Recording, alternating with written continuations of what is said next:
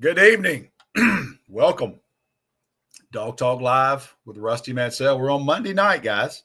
It's Thanksgiving week. Happy Thanksgiving to everyone. And certainly want to say thank you to all the servicemen and first responders and everybody that will work on Thursday.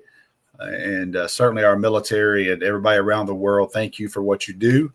And certainly our first responders, the people, the nurses and the firemen and the police officers and everybody that has to work on Thanksgiving that doesn't get to be home. Thank you very much for what you do. But let's get to it, man. Dog Talk Live with Rusty Mansell. We are presented by Hotel Indigo always. Hotel Indigo in Athens. Some of you have relatives coming to town this weekend in Athens. Not a game in Athens this weekend. Need a place to stay, go by and see those guys there that do a great job. Barry Rutherford and their crew. Brian, the general manager there, great guy. Go by and tell them that Rusty Mansell sent you and that you're here to stay. You're here to have a beverage. You're here to have dinner. But Hotel Indigo, guys, it's been brought to you the entire season of Dog Talk Live. I want to say thank you again for them supporting us. And we're going to hopefully stay with you guys because I have enjoyed it. And I definitely love going by Hotel Indigo. It's awesome. And again, thank you for everybody that is signing in. You know what to do. Telling me where you're from. We got Mapleton. We got Augusta. I met a gentleman from Augusta this weekend down in Athens. But welcome in. East Texas, Ella J. Be apple picking up there. Mountain Time up in Gilmer County. Thomasville, Georgia. Mike Bobo, Charlie Ward. Thomas County Central's doing really good. I know Thomasville lost a tough game this week to Toombs County. So, guys, thank you. Buckhannon there. Texas, welcome. Welcome in, man. Dog Talk Live. And we're going to do what we normally do. I'm going to touch a little bit on Charlotte. We're going to talk about Georgia Tech, this clean old-fashioned hate, what I'll still call it. I don't know what they're trying to call it now. We're going to talk about this clean old Salt Springs, Florida. I bet it's nice weather there. Thank you for always tuning in, too, there. Tony Griffin, yes, man. Appreciate you stopping by over at Hotel Indigo and seeing those guys. Great place. Actually, the game's great. Watch games, everything. Parking lot's great. So, guys, again, welcome in. Let's talk a little bit about this game this weekend. And then let's get right to Georgia Tech and let's get to your questions because that's what everybody seems to like, and that's what I'm here for. Got a chance to go to the game on Saturday in Athens. Rained a little bit early, but after that, beautiful day. 35-3, Georgia handles business against Charlotte. Where they have 5 rushing touchdowns. Bo Walker, I told you guys last week, Bo Walker. I was interested in seeing could Bo Walker get a chance to take advantage of his showcase, I felt like, and he had a great game. I think he had 20 snaps, led the team in snaps and running back, had 3 touchdowns. It's a guy that I really like. I like the future of Bo Walker. So it'd be interesting to see how much he plays Friday. That will tell you kind of what they thought of him going into this game, what he did last weekend, and then facing Georgia Tech. You know, Georgia handled business. Drew Bobo didn't play. He's got the hand. From what I understand, some of it ripped open the Texas game. He played. You never knew. Kid's tough as nails. He's good to go. Zero. He'll be 100% ready to go Friday. Probably wanted to play, but Georgia said, Kirby Smart and those guys said, no, not playing this week. Ernest Green, he's going to be back too. So 0 limitations. Those guys will be good to go. And I think they're different with Ernest Green and Drew Bobo, especially Drew Bobo. The run game, he's just that guy, man. He's a great player. I know some of you may have saw the quote from the Charlotte coach saying that, going into that game, he thought Drew Bobo was one of the best centers he'd seen in the last 8-10 years. Drew Bobo's damn good, guys. I mean, he's good, and I would imagine he comes back, but he will be a huge piece coming back next year for sure. But listen, you go out and you handle business, play a lot of young kids, do the things you're supposed to do in a game like that, and it's just what it is, man. I call it a Mama Loves You game, and there were a lot of moms there with little kids. It was great to see, and I certainly took my little one there. I took my 10-year-old. She had a great time. And she wouldn't let me leave early. She hung out. She did let me leave early. She made me go to the bookstore. That's another whole story. A bookstore on a game day. My goodness. I did meet a lot of you in there. Several people came up and introduced herself and mentioned that you watch me here thank you. I enjoyed that. That was cool. I always love to meet people, and I always ask you where you're from. The 4 or 5 people I met in the bookstore, that's where I ask you, where are you from? Where are you consuming, this content? So thank you, everybody that introduced yourself and said go Dogs, and it was cool. Let's get on to Tech, guys. I went ahead and watched the Georgia Tech game from last year today. 8 overtimes, crazy game. One of those I don't know where Georgia found it. And you look at this year where Georgia is, it was 27-13. It was 20-13, I think. And Tech goes up with 8 minutes to go. They drive right down the field. Georgia gets that thing to 20-13. They come right back down the field, down 17-0.5. They got it back to 20-13. 8 minutes to go, and Tech comes right down the field. Just chunk play after chunk play, score, make it 27-13, and Georgia just finds a way. They find a way to tie that thing up. Dan Jackson with a freaking massive play with 2 minutes to go on 3rd and 1, hitting Haynes King. I went back and looked kind of how did they hurt Georgia. I'll be honest with you, man, it was Haynes King. I mean, that guy ran as hard as you could possibly run. You're talking about leaving it on the field. He left it on the field, and he's that guy. Now, Eric Singleton, who's no longer there, he hurt Georgia some too, and he's at Auburn, so he was a problem. But you look at that game, I think defensively, Tech is not as good as they were last year on defense.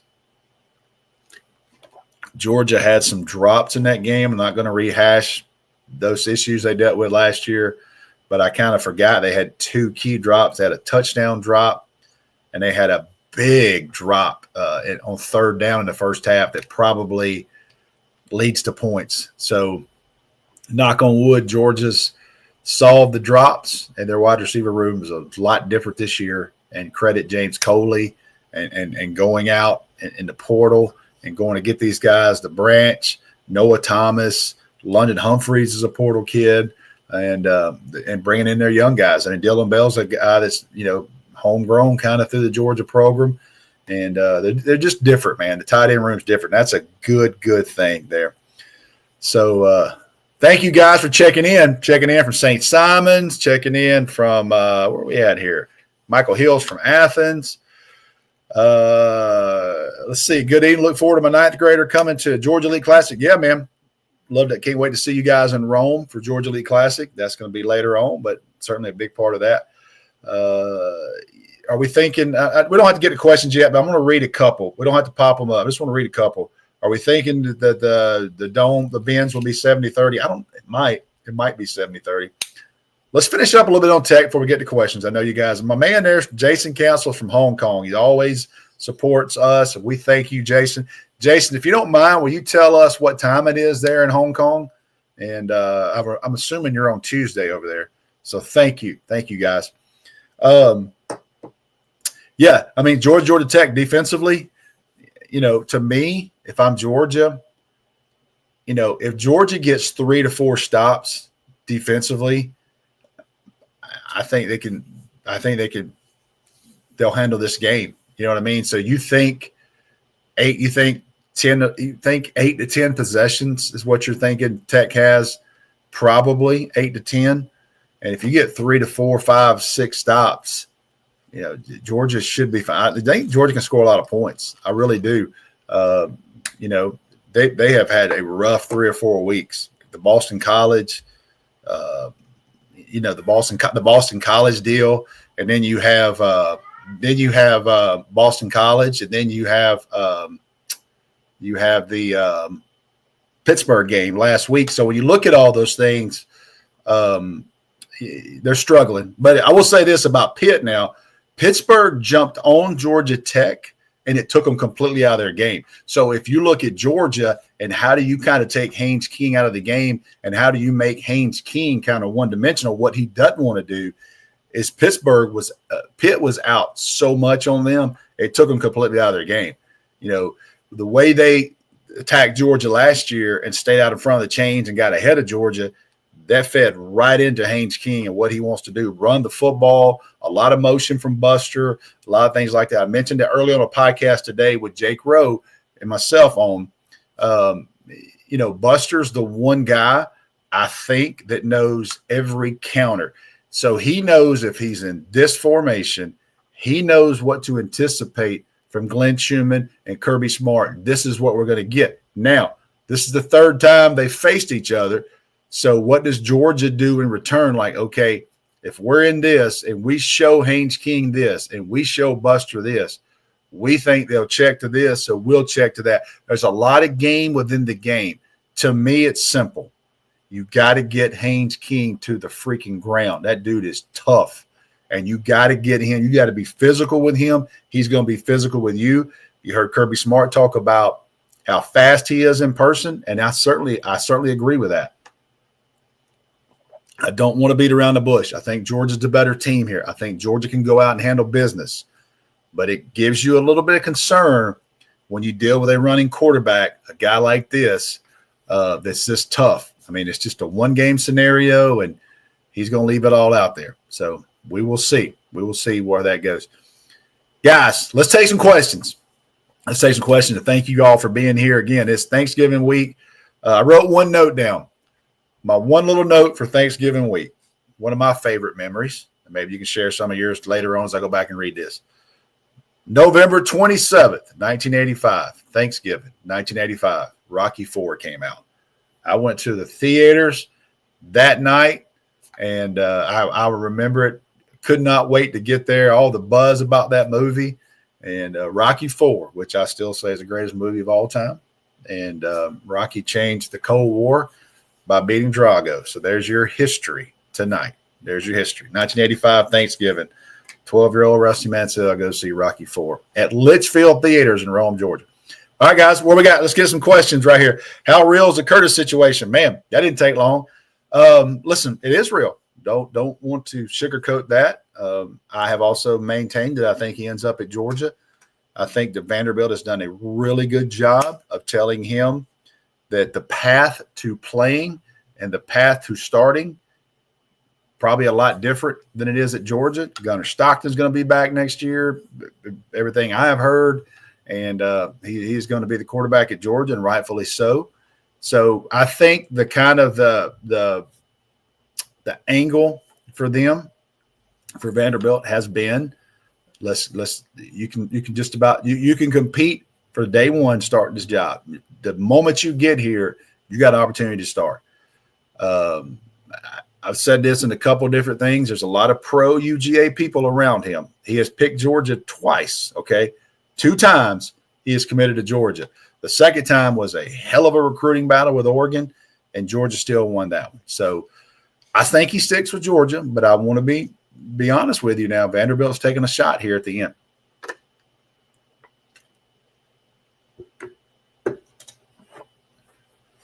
Next question here pops up. What's the word on CJ? CJ Allen, probably not playing this week, and man, I hate it. I hate it for him because this is a game. This is a CJ Allen game. You want to talk about a thumper now, and somebody that loves to mix it up. And he's smart, man. He's got a lot of Nakobe Dean to him. I think a lot of people, say Roquan. I think just football IQ, just Nakobe Dean for me. He's just, Nakobe Dean was like a 4.1 GPA guy, super smart, ridiculously smart. And I think CJ is tough, man. This is a game that's built for CJ Allen because he would mix it up with Haynes King right there. Doesn't mean they don't have them. I mean, it's time for Chris Cole to stick your face in there because you're going to get some Friday. And Raylan Wilson's another guy, very physical. But you look at Chris Cole, and this is a big game for him. This is a really big game for him. And he's the future at that position. He's a 5-star. He was a number 1 player coming out of Virginia. And he's athletic as you know what. But this is going to be a different game right here. You're going to trade some paint Friday when you play Haynes King. When do I think CJ will be back? It's not season ending. Now, if Georgia were to play in the SEC championship, he has a chance there. I'm not ready to say that's going to happen. But I do feel confident that if, say Georgia plays December 20th or December 19th, that he would play. I believe that. Portal offseason focus, wide receiver, safety, D-line. Yeah, safety to me is the number one. Like safety, Georgia needs a starter. They need a guy that is a starter. And they're going to have KJ Bolden return, but they've got some guys playing their tails off, and they've got some guys they've tried to plug in there. But I would be very surprised if Georgia don't make a run and make a real run at somebody that's a difference maker right there. They really need a guy that, to me, has played, a guy that you have tape on, a guy that can freaking run with some size, can cover. Playing safety at Georgia is – you better be a dude. And they've had them, and they've got some guys that are playing with high effort and getting everything they can, but they just don't have – they've been accustomed to a Malachi Starks and those types of players. These are NFL first-rounders. I mean, even Lewis Seen, before he got hurt in NFL, he was a first-rounder. I mean, they have had first-rounders back there, and I would be shocked if Georgia don't make a real hard run at a safety back there to play next year. Wide receiver, again, I think they love their young guys. I think they love C.J. Wiley, Landon Rolden, Talon Taylor's a guy. They love these young guys now, but it would not surprise me for them to bring in at least one. I don't know if they'll be as heavy as they were last year, bringing in 2 or 3 guys, but they might bring in one. Sokovia White's a guy they like too. So I think Georgia really likes their young guys. It's just going to be interesting how they use it. D-line, you're always looking for D-line. And I think Georgia would take a D lineman in a heartbeat if they found the right one. Who will have yards on offense? Who will have yards on offense? Georgia Tech or Georgia on Friday? I guess you mean who will have the most yards? I think Bobo can get into them pretty good. I really do. Now, how he attacks them, explode. Georgia hasn't been. If you go back and look, Georgia hasn't been like overly explosive. You remember how Stetson would hit Ladd for a long one a game, or he'd hit somebody for a long one a game, and he would throw a bomb. Georgia hasn't been really explosive. What's been impressive with Georgia, they've been 10, 12, 14 play drives. I mean, they have driven the field a lot. They have a lot of plays there, and that's one way Georgia attacks you. It's just differently. But we'll see. But I think Georgia offensively has a great chance to put up some numbers. I do. How do we accomplish stopping Tech's quarterback? Well, if you get out on them like Pitt did and get them out of their game, you look at this game last year and they're up 17-0 in the first half, and they're doing exactly what they want to do. They want to run. This is a running football team with Haynes King in there. Okay. And I'm not trying to be the Tech expert, but I know a lot about their quarterback room. Aaron Philo is going to be their quarterback next year, and he is a lot more of a throwing threat. This guy can throw the ball. This is a kid they kept out of the portal. If Aaron Philo were to go in the portal, everybody in the country would be on that kid. He's the next guy at Georgia Tech, but he's a different skill set. What they do with Haynes King is freaking run the football, and he is a battering ram, but – making him be a drop back passer is where he's had problems. Pitt made him do that because they got up on him. Those are pick six, just that's not his strength. So for me, stopping him is to keep scoring and tackle him when you get a chance. Don't let him get the extra yards. You got to take a couple people to get him to the ground. And I guarantee you that Georgia had a physical practice today because Kirby Smart knows what's coming Friday. Yeah, a couple people mentioned that Philo's the real deal. I'm telling you right now, Aaron Philo's the real freaking deal. Now, I don't know what all Tech's going to have around him, but I'm telling you, the next guy they got is different skill set, and he can freaking challenge you down the field, kick and throw it. They're going to have the roof open or closed. I would think closed. Yeah. It's going to be cold too, man. So I think it's going to be like 53. I mean, we're sitting here. I'm in shorts all weekend. Yesterday, I sat outside in shorts. It's 78 degrees in November. But I would imagine the roof definitely will be closed this weekend. Is Buster's trajectory Power 5 head coach in your opinion? Yes. Buster's going to be a head coach at some point. He wanted to. He was involved with some jobs in the last 2 years, just not the right mix for him, but Buster's going to be a head coach. Todd Hartley's going to be a head coach. Glenn Schumann's going to be a head coach. All these younger guys at some point are going to be head coaches, but Buster's almost in the same situation that Glenn Schumann's in. They're making really good money. They got really good players, and they're not in a hurry to go somewhere unless it's the right opportunity.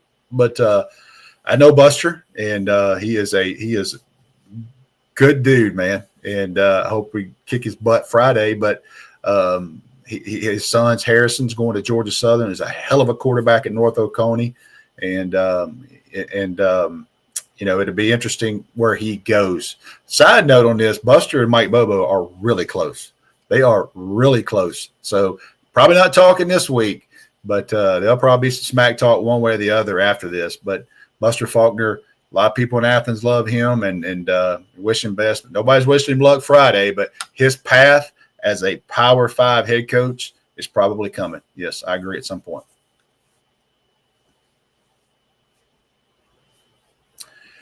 Can we see Kyron Jones and Talon Taylor back? Talon Taylor, no. I think Talon Taylor is starting to get into the pads and starting to move around a little. As far as taking any contact, haven't heard that at all. But I do think Talon Taylor has a really good chance of the opportunity to be back in December. Now, up to him, what kind of minutes he was to earn, because he's been on a long time. And the way that ended for him with the Alabama game, you really hope he gets back and gets rolling. But this is a kid they love now, regardless of what happens this year. And I know that was a bad drop and tough on the kid, but I promise you, they love this freaking dude. And this guy has got a big role in the future for him. Former 5-star wide receiver at Illinois.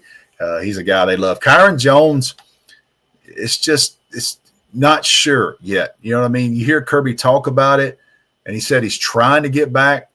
So I don't know how close he is. He says he's trying to get back this week.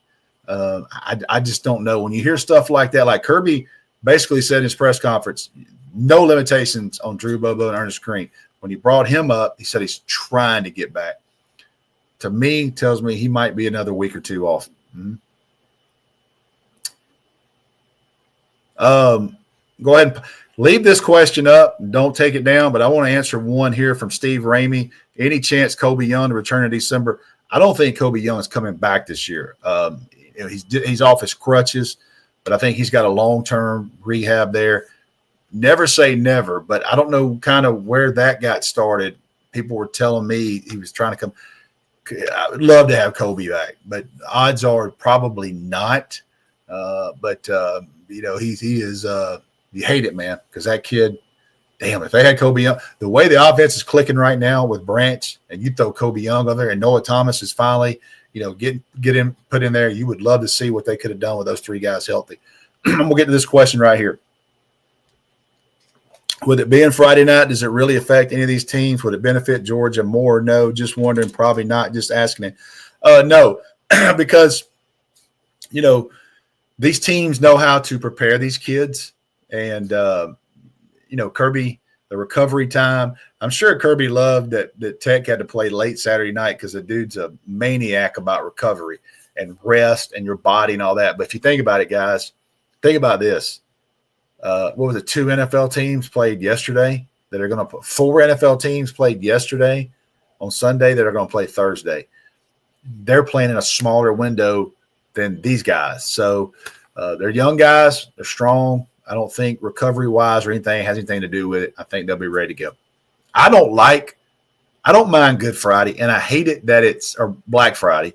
I don't mind that they're playing these games, but I'm such a high school guy. I wish that there was no college football on Friday nights. That's just old Rusty. I wish there were not. Now, if you want to take this particular day, because I understand the end of the year and those type of things, it is what it is. But during the season, I don't like any high school Friday. I can't believe the ACC plays on Friday. I hope the SEC never does that. Friday nights are for freaking high school football. Always has been and always should be. Sorry for my rant there. What's the word on Bowers? You mean C.J. Bowen or Chauncey Bowen here? I think Chauncey Bowen. Brock Bowers is a hell of a player. I can tell you that. I think you're asking about Chauncey Bowens. I think Chauncey Bowens, I put an update on DawgsHQ. I think he's got a better chance than I thought Thursday. I heard he had a really good weekend. And he's got a chance to play. And that would be huge. That'd be huge because when Nate Frazier and Chauncey Bowens are in there, they're a different football team. They are a different football team. Be interested to see Bo Walker. Does Bo Walker get some of those reps? Dwight Phillips. Didn't see Josh McCray much this weekend at all. Don't know kind of what's going on there, but right now it didn't seem to be involved in the game plan, so we will see on that. Bowers is coming back. I would love for Brock Bowers to come back. Yeah. Saw his parents at the Texas game at a tailgate. They flew here. And, man, they love Georgia. They love Athens. This place is special to them. They left that game and flew out to Las Vegas Sunday morning. But says a lot when you have parents like that still come back. Tells you what kind of people they are, but what it meant to them to come back and hang out and be here without a kid not playing and then living out in the West Coast, just to come here and be a part of that. Rusty, you think it's more likely Talon Taylor goes for 1,000-yard receiving or Ellis Robinson gets 8 interceptions? I think Georgia would love either one. Let me touch on that. Guys, the 1,000-yard receiving is so different now because the way you spread it out and the passing game, yeah, you pass a lot more. But you think about it, when Georgia had Terrence Edwards, he was the guy. When they had A.J. Green, he was the guy. Didn't have a ton around him as far as like other guys. I mean, Georgia's got 4 or 5 guys that are going to play in the NFL in their skill positions, and they're spreading the ball out. So I don't know the 1,000-yard receiving. I don't really know. George Pickens was the last guy that I think had the great shot, and he got hurt. I think George Pickens was that guy. Brock Bowers might have did. Brock Bowers for sure might have done it, and he got hurt. So I just don't think that the 1,000-yard receiving is such a – they're not getting negative recruited on that anymore. It's just a trivia question now. I mean, you can't look at Georgia's offense and go, you're not going to get touches if you come here because you're getting freaking touches. I think Zach Branch has got, 53 or 63 catches, 640 yards, something like that. Guys are getting touches. Ellis Robinson, would love for him to get 8 interceptions. That'd be a hell of a year. What juniors do we watch going pro? Couple of big ones there.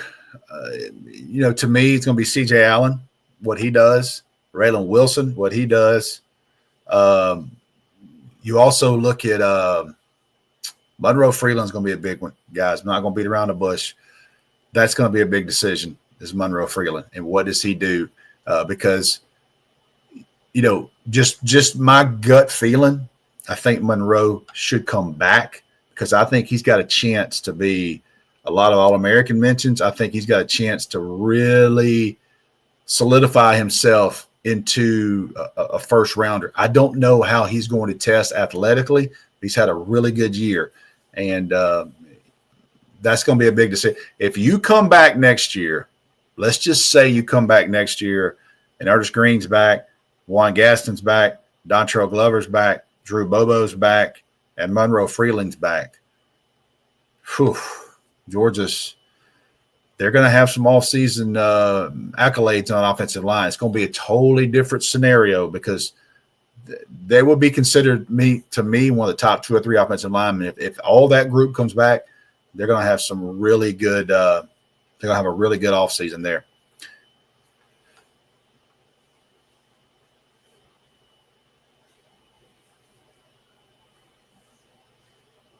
How many staffers does Kirby have watching Bama and A&M? He has an entire group of people that all they do is watch tape. In fact, little birdie told me that they were watching kids that are already in the portal today from every single level. And somebody asked me how much tape does Kirby Smart watch. Kirby Smart watches tape every day. In his office, he has screens. He has his thing, and when he gets his time to sit in his office, he watches daily practice. He has ability to watch tape at his house. a lot of times, from my understanding, on Fridays, he watches tape with the recruiting staff. They go over, especially the home games. On Friday mornings, they go over the kids that are committed. He watches their tape. He watches kids that they think he needs to see then. He'll spend a couple hours on Friday mornings watching tape. So tape is invaluable, but I can assure you that Georgia has a ton of people watching games, in particular the Bama A&M. Here's another thing, too. They call it working the head. So, like, they have a group of guys that were probably working on Georgia Tech 2 weeks ago, the advanced scouting report. So they work on them each week, or they pick a week in the offseason, you work on Georgia Tech, everything you've seen. But when you play Georgia Tech this week, like 2 weeks ago, they would have had a group of people in an office that go through all the tape, all the film, and they're able to give that report on this is what we've seen so far this year. This is what they like to do. They go through every single starter, every single tape. And that's not just Georgia. A lot of people do that, but I got to know a little bit behind the scenes what goes on with Georgia. Leave this one up here. Rusty, I wasn't expecting Drew Bobo to be so good. Do you think he's on some award lists next year? Drew Bobo will get some All-American mentions. Drew Bobo is an NFL player. Drew Bobo is as good a center as Georgia's had in a long time. And if his name was Drew whatever else, it wouldn't matter. It's just, is kind of with his dad and the sometimes the love-hate relationship with Mike Bobo, which I don't understand at all, but his son, Drew Bobo, is a badass. And I'm telling you, the people I talk to NFL-wise, they love him. And Drew Bobo, my opinion, have not asked him. My opinion, he stays, and he's going to get all kind of stuff next year. He'll be a guy that they bring to SEC Media Days. He'll be a guy that you put in front of boosters, super smart kid. But Drew Bobo, if he stays healthy, he's going to play football for a long time. Again, guys, remember, he came from Colorado where they were playing high school football on Saturday mornings. He finally gets to the South and gets to some real football. And once he got here and hit that growth spurt, he had a ton left in him. And coming to Georgia, he is probably should have played him last year, and they probably should have moved Jared Wilson to guard, and they would have had their best five. They couldn't do it because they didn't have another center at the time. And I understand that. But if you put your two centers on the field and you lose one, not good. And they tried to get Tate to do it, and Tate really couldn't. The Detroit Lions tried to get Tate to do some snapping, just couldn't do it. So that was one of the reasons why Georgia couldn't. And when Jared Wilson goes down last year, Drew Bobo comes in. Everybody's like, wait a minute, this guy can play. So he's a hell of a player. Assuming we lose a couple of running backs to the portal, do we go out to the running back from Florida? I would. If Jaden Baugh's in there and we got room, there's no question. Kids from Atlanta, I'd be all over it. Now, I don't know what he's going to do, and I don't know where, but I can tell you right now, Jaden Baugh is a damn good football player. I love watching him. He can catch, run, block. He breaks tackles. If Jaden Baugh goes in, and Georgia's in the portal market, I don't know they will be, but if Jaden Baugh goes in and Georgia's in the portal running back, there's no question I make that phone call. That dude can freaking play, man. I love him, and I think he's a hell of a player. And I know Georgia recruited him at linebacker, and I understand that, but he is a natural freaking running back from the city of Atlanta. How will Allen Wilson test for combine? What rebounds? C.J. Allen and Raylan Wilson will both test well. I don't know that C.J. is going to burn it up. He's not going to be – his tape's going to be better than his workout, but his workout is not going to keep him from going as high as he wants, if that makes sense.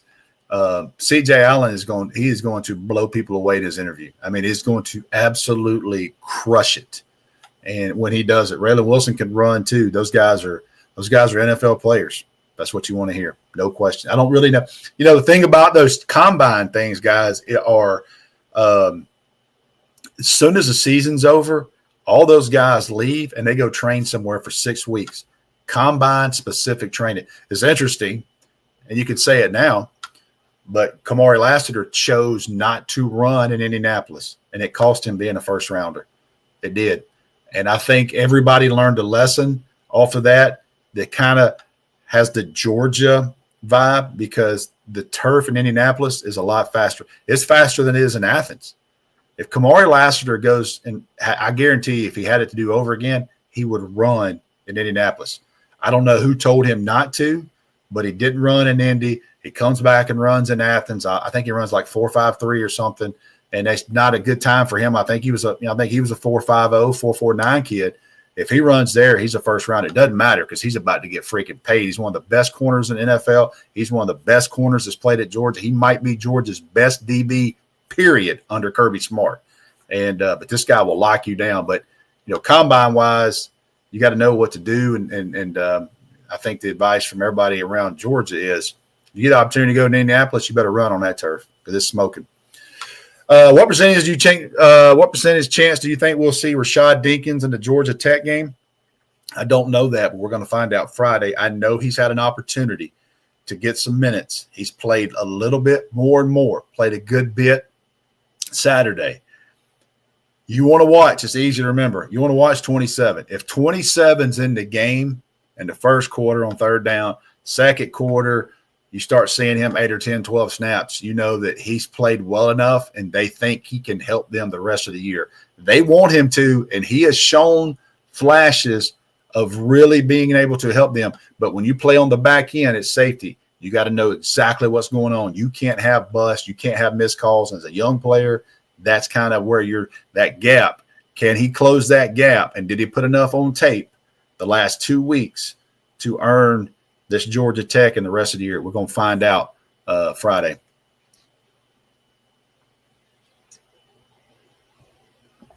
Yes, Jalen Moore's going to end up at Georgia. Been going on that question. Yep, saw him Friday. All dog. Don't have to put this up here. You can put another question up here. I got one. Why did Gunner walk out on senior day? A lot of those guys go ahead and do it because they're graduating, and academically they're seniors. Yeah, but Gunner's got another year. Drew Bobo's got another year. All those things. Mm-hmm. Do we lose Pugs at the portal? Don't know that. Saw his parents Saturday walking in the stadium. They were pumped, man. They were pumped last week. They were pumped in Texas. That family, I don't know if they're going to stay at Georgia. I don't. But I can tell you right now, their kid loves it at Georgia. They're from the Northeast. They're here every weekend. They freaking love it here. They want him to have a shot at this job. Now, there's a lot of stuff in between. He knows he had to be patient coming here. Kid's a big believer in Kirby. And we're going to see how this thing works out for him. I don't know that he doesn't stay, okay? But that be his decision. But I will tell you this. I am extremely confident, and that family really likes Athens. They really like Kirby Smart. His son really likes it here.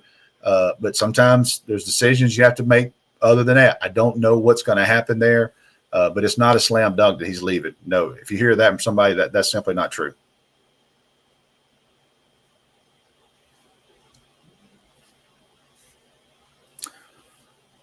Where does Allen project for the draft? Which round? How will they test? I answered that, I think, but I'll go back and say the projection for the draft.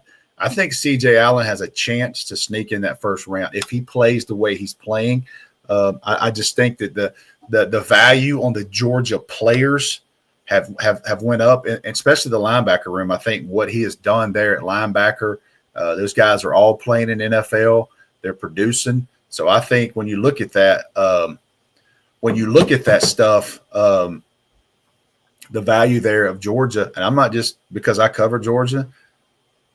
Georgia's value right now is sky high, especially defensive players. They're doing great offensive players. And if you don't think that people aren't looking around at the Philadelphia Eagles and those guys are the Green Bay Packers and the success of Tate Ratledge early and the success of Jared Wilson starting and Dylan Fairchild starting and all those guys producing, you're crazy. Jalen Walker's freaking balling for the Falcons. If you don't think the value of a Georgia player right now is not at sky high, that sometimes will jump you from the 38th pick to the 24th pick. And I think C.J. Allen's got a chance. Raylan Wilson, if he tests well, this is just my gut, guys. Just off what I kind of know, it's got a chance, I think, to be a second or third rounder. I think, personally, if Raylan Wilson comes back, he can make a big jump for himself. Don't know all his situation, and sometimes – being a third rounder, you start your clock on your NFL contract. If that's where to happen, we'll just see how it goes out. A lot of people say, well, he's not going to be a first rounder. Why is he going to leave? Guys, there's only 32 of them. So if you're 38th, or 40, you can make you can start your NFL clock, and time's ticking sometimes, but we will see how those questions are answered down the line. Y'all are on me tonight, man. Y'all doing a good job here. Do you think Auburn will beat Alabama? Well, here's what I think about that game. I think about that game the same way I think about Georgia and Jacksonville. Wild stuff has happened. And you look at freaking Auburn at night and that game, and all the pressure in the world is on Alabama. Every ounce. Auburn's playing with house money. That place will be unhinged all day. It's going to be ice cold. I think they said the high is going to be like 32, 33. Alabama is the better football team. They are.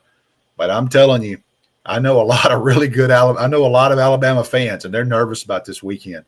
And if they lose that game, it's going to get really interesting real quick on a lot of things, playoff scenarios, and kind of what's going on with Kalen DeBoer and all that stuff. So I would say Alabama, but I would be extremely nervous if I'm an Alabama fan going to that game. It's just crazy stuff has happened down there.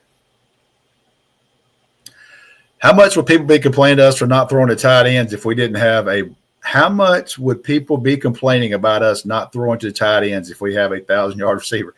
Again, that's a great point, Jason. And I'll say this. Georgia spreads it out so much. I don't think that you should really that's a nice thing, but Georgia really is not getting negative recruited on that anymore.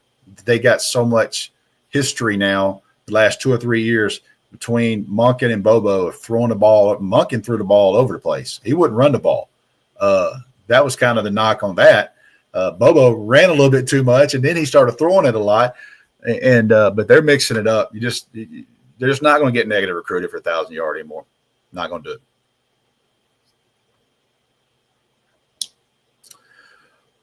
What's your opinion on rest versus play? UJ could possibly not play December 19th or 20th. They get a first-round bye. Man, I've got this a lot. Here's the thing, too.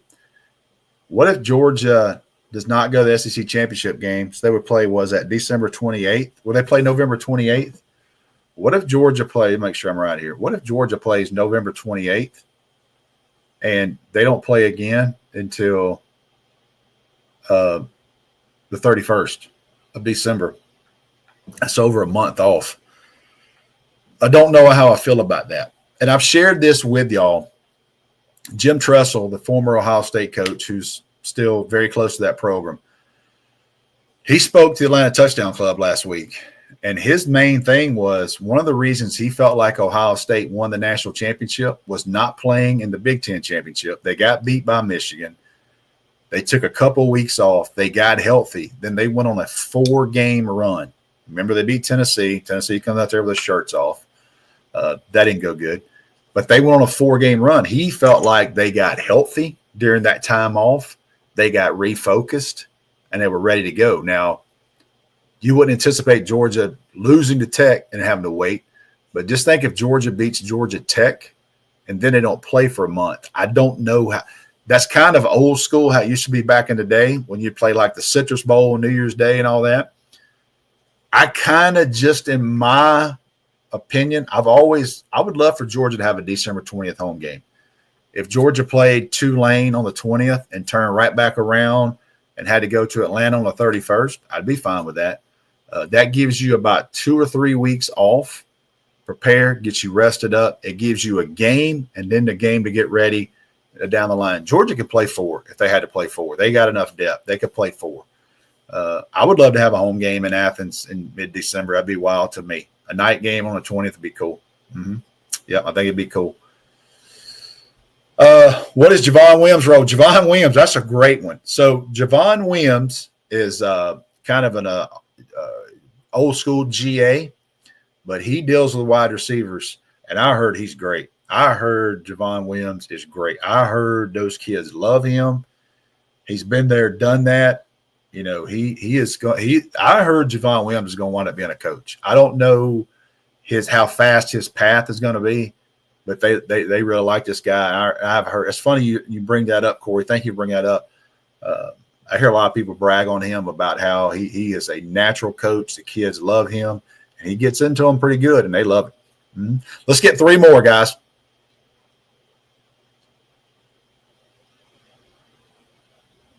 What do you think the chances? What we got here? What was that? Missed that. As he pops one up, keep it right there. I think Lane's staying at Ole Miss. Do you? I don't know what Lane's going to do, man. To me, that was a PR nightmare what Ole Miss released the other day. I just don't know if I would have done that. I would just say, hey, we had meetings today with Lane Kiffin, and it went good, and we're getting ready for the Egg Bowl. I wouldn't have said an announcement's coming. I don't know. To me, that just like freaking PR nightmare to me. We'll see, but there's no telling with damn Lane. There's no telling. I hope he waits till after the Georgia Tech game is over with Friday, and they don't release something right there at halftime. We have to all deal with that. I just wait. Maybe the game's over. Maybe do it Saturday morning. Will Billy Napier be at the coaching staff following the outcome of the game against the Texas Longhorns? No. So I think Billy is at Ohio State this week, I think, visiting. I think he was at Clemson last week. Billy is making the rounds, and that's what a lot of coaches do. They go around, see how people do things, and visit, and kind of keep your head in the game. At some point, he's going to Ohio State. May not be there this week with that Michigan, but somebody I trust told me he was at Clemson, and one of the next stops he's going to make is Ohio State. So Billy is well liked. Billy can recruit, and if he were to join the staff at Georgia, it'd be a good thing. Don't know what his next path is. He's from a great family. He is a great guy. It didn't work out at Florida. It didn't work out with Florida. Will Muschamp's. Will Muschamp's still a hell of a freaking coach. So I don't hold that against people when it doesn't. But Billy Napier, wherever he ends up, is going to be a very good addition to somebody if that's what he chooses. How confident you hold on to Justice Fitzpatrick? So far, good. Feel good about it. Everything I hear, the relationship there with his brother and family, and they think I think a lot of Georgia, and they're trusting Kirby and those guys. I know Miami's still taking a swing there, being a South Florida kid, but everything I have heard, he's still good to go there. I think he's super talented, and I think this, you know me if you follow me for a long time, the further away you are from the ball, the easier it is to play as a freshman. And I think he'll have a chance to help Georgia at least on special teams, and maybe play some corner and stuff like that next year at some point. Let's get one more, guys. Thanksgiving question. If Bertie told me you're a grill master, will you be grilling anything or frying a turkey? I've been known to tear it up on the grill a little bit. I can grill. I do. I smoke a little on the grill. Probably will not do anything crazy this year. A lot of people like for me to smoke wings and bring that. That's kind of my little go-to. And I'll give you my easy recipe. Use your whatever you want to on your wings, whatever seasoning you want. And then you smoke your wings to the right temperature. In the last 20 minutes, you take 50-50 of Frank's red hot sauce. And then you take some honey, 50-50.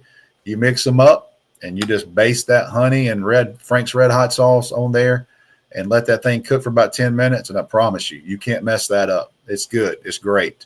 Let's get some wings, a little bit of kick, a little bit of sweetness, and there's your free recipe tonight. So it is good. Wings are kind of my deal. Smoked wings. I can do brisket, but I have to baby it. So, but I do well on the grill. I didn't look like a JUCO defensive tackle for a long time for nothing. I can tell you that. Look, guys, thank y'all very much. Again, happy Thanksgiving to everybody. Thank you again to Hotel Indigo for making this this show weekly.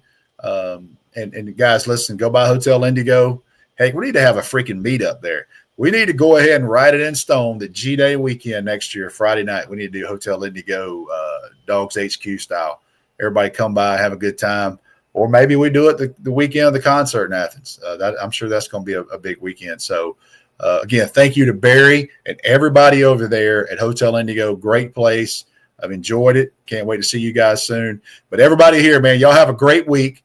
It's Georgia Tech. We got a lot on DawgsHQ. If you're not over there, go to DawgsHQ. We're running a special right now. I think it's $1 for 7 days. Plus, you get a free membership to the Athletic. You can read. Just give us a try. That's all I've ever said, guys. Not asking you to do a full year commitment. Give us a try at DawgsHQ. If you don't like it, it's not for everybody. But I promise you, you'll come in and try it once. We feel good about it. Got great content. My guys, Jake Rowe, Jeremy Johnson, Jake Roos, they kill it over there. It's fun. And it's a great Georgia community. This is a big week, guys. We could be talking about Georgia. Think about this. We could be talking about Georgia and Alabama next week at this time. We shall see. But Clean No Fashion Hate Friday at Mercedes-Benz, 3:30. We'll have you covered. We got more stuff coming this week on DawgsHQ. See you guys. Have a happy and safe Thanksgiving, and go Dogs.